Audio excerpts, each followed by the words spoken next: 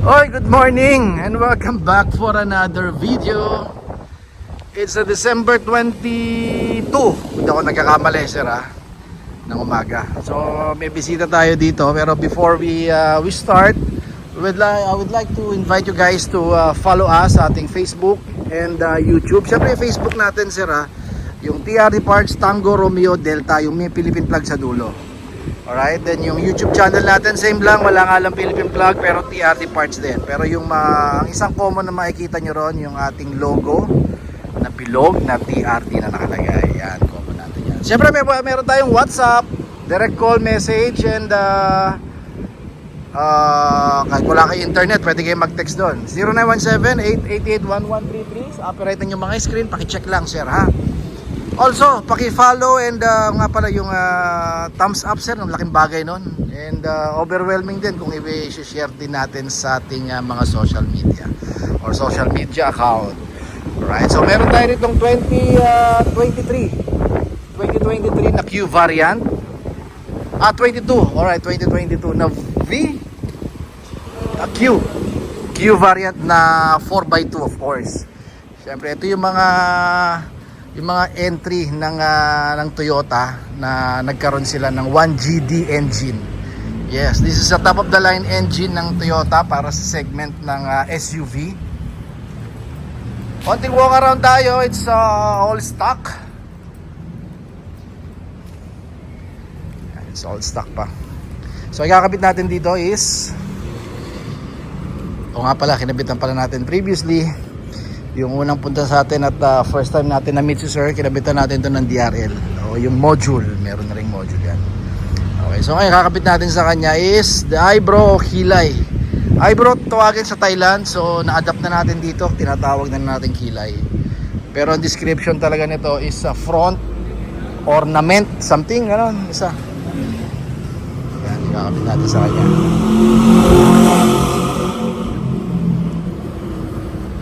Then papalit din, maglalagay din tayo ng hood damper. Pakita ko sa inyo kung gaano kabigat to. This is a plug and play, sir,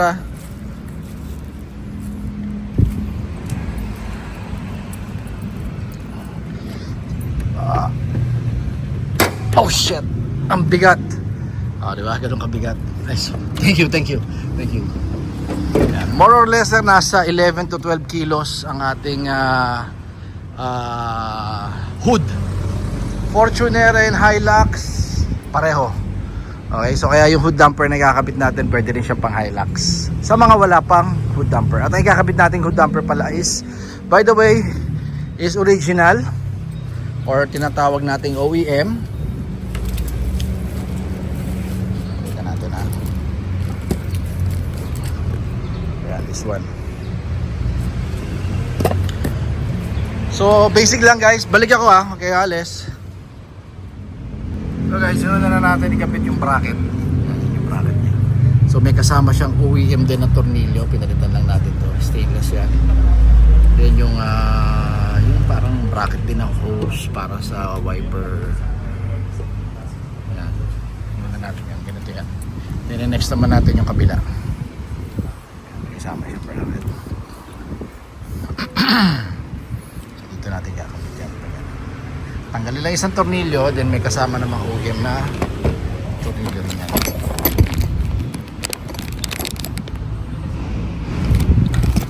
Tapos ito na yung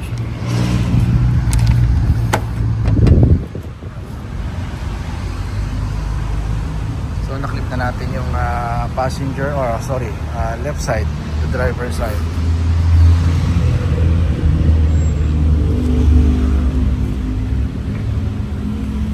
Next natin, ganito lang kadali, may sarili siyang lock. Once na itinulak mo, yan, lock na yan. And dito naman, yon, that's it.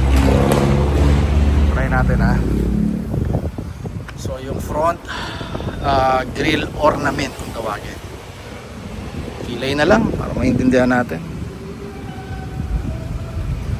Kita ko lang sa inyo gaano kasimple kapit.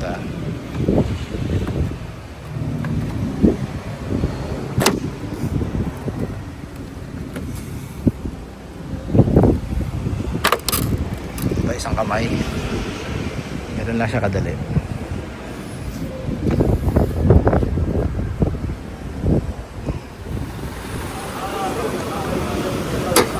Yun, no? Once again, this is a 2022 Q variant. Ito pa yung mga unang facelift ng Q, kasi ang 2024 na Q variant ngayon is para na siyang LTD. Actually, LTD na itsura niya eh. Front and rear bumper pareho na. Magkakaiba lang since Q yon o Q yung 2024. Ganito pa rin naman yung headlight. Guys, meron lang akong tatanungin at meron lang akong i-observe nyo lang ano meron dito sa headlight nya. Nakabukas, di ba? Naka-on. Eh, ba't naka-engage pa rin to? Bakit may DRL pa rin? Di ba dapat namamatay yan? Kasi kinapitan natin siya ng module. Yan yung unang transaction sa atin ni sir, yung module. DRL module ha. Always on. This is also, the module is made also from Thailand. Or made in Thailand. Okay, di ba? So ito na. Balik tayo sa kinabit natin ngayong araw na to. So ito na yung bracket niya.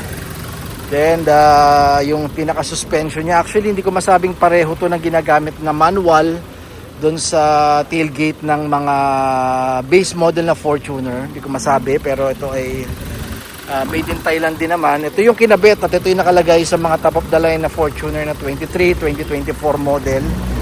Naka hood lift assist na rin kasi sila. Tsaka sa GR Sports Hilux sir, ganito na rin.